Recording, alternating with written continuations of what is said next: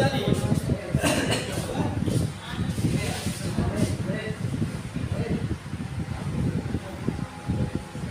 आज हम लोग प्रधानमंत्री और मंत्रिपरिषद के पार्ट 2 के बारे में विषय पर चर्चा करेंगे ना।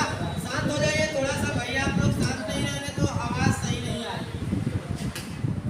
अब हम लोग देखेंगे प्रधानमंत्री और मंत्रिपरिषद के पार्ट 2 के अंतर्गत पीछे की बातों को आप लोग वीडियो देख सकते हैं। हम डायरेक्ट सीधे आगे आते हैं वीडियो पर। देखिए मंत्रिपरिषद का कार्यकाल, मैंने बताया था कि आप लोगों को मंत्रिपरिषद का कार्यकाल वास्तव में कितना होता है, 5 वर्ष। सॉरी, सामान्यतः मंत्रिपरिषद का कार्यकाल 5 वर्ष होता है, लेकिन वास्तव में मंत्रिपरिषद का कार्यकाल लोकसभा में बहुमत प्राप्ति तक रहता है। यानी लोकसभा में बहुमत की प्राप्ति न हो, यानी अविश्वास प्रस्ताव द्वारा लोकसभा का विघटन हो जाता है तो पूरी मंत्रिपरिषद ही क्या हो जाती है, विघटित हो जाती है।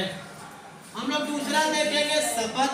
तो शपथ में मैंने आप लोगों को बताया कि प्रधानमंत्री सहित पूरे मंत्रिपरिषद को शपथ दिलाने का काम कौन करता है, राष्ट्रपति करता है। यानी राष्ट्रपति प्रधानमंत्री और अन्य मंत्रियों को क्या करता है, शपथ दिलाता है। इसके बाद मैंने आपको लिखा है अनुच्छेद 75(2).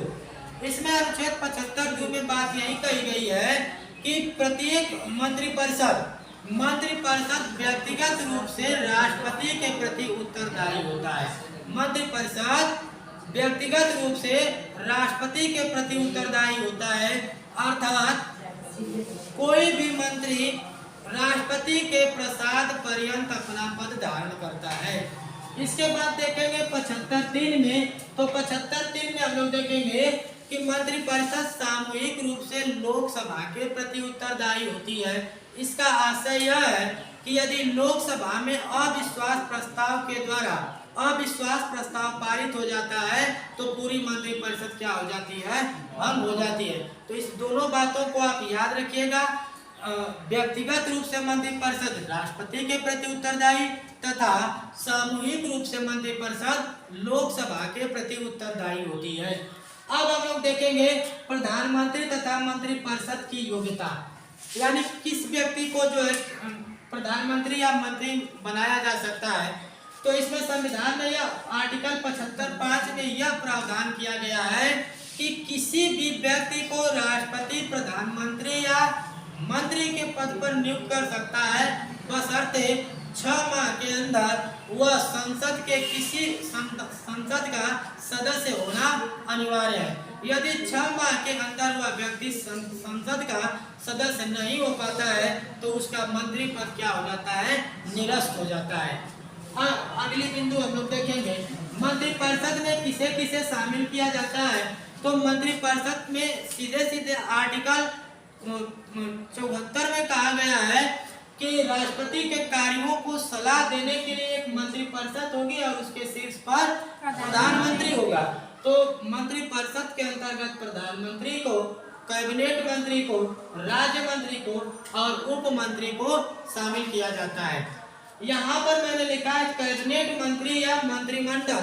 तो कैबिनेट मंत्री को ही मंत्रिमंडल के नाम से जानते हैं, क्योंकि कैबिनेट के स्थान पर मंत्रिमंडल शब्द का प्रयोग 44वां संविधान संशोधन 1978 के माध्यम से जोड़ा गया है। अब हम लोग देखेंगे भारत में मंत्रियों के प्रकार या संसदीय शासन में मंत्रियों के प्रकार। तो मंत्रियों को 3 भागों में बांटा गया है। कितने भागों में?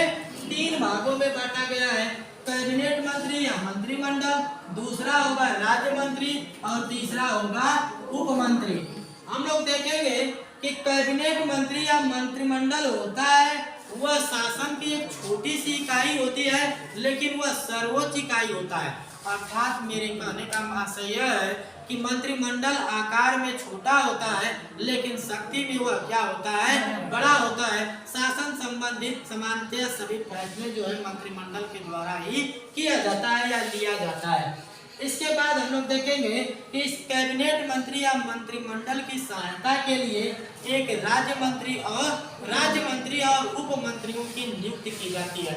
तो राज्य मंत्री और उप मंत्रियों की नियुक्ति किसके सहायता के लिए की जाती है? कैबिनेट मंत्री की सहायता करने के लिए की जाती है। आप लोगों ने जब भी सुना होगा कि प्रधानमंत्री ने अपने मंत्रिमंडल का विस्तार किया या अपने मंत्रिमंडल की बैठक बुलाई, तो हम लोग जानते हैं कि मंत्रिमंडल की बैठक में राज्य मंत्री तथा उप मंत्री शामिल नहीं होते हैं। मंत्रिमंडल की बैठक में केवल कैबिनेट मंत्री या मंत्रिमंडल को ही शामिल किया जाता है। तो आज हम लोगों ने प्रधानमंत्री तथा मंत्रिपरिषद को समझने का प्रयास किया। अब नेक्स्ट वीडियो में हम लोग देखेंगे प्रधानमंत्री की शक्तियां। धन्यवाद।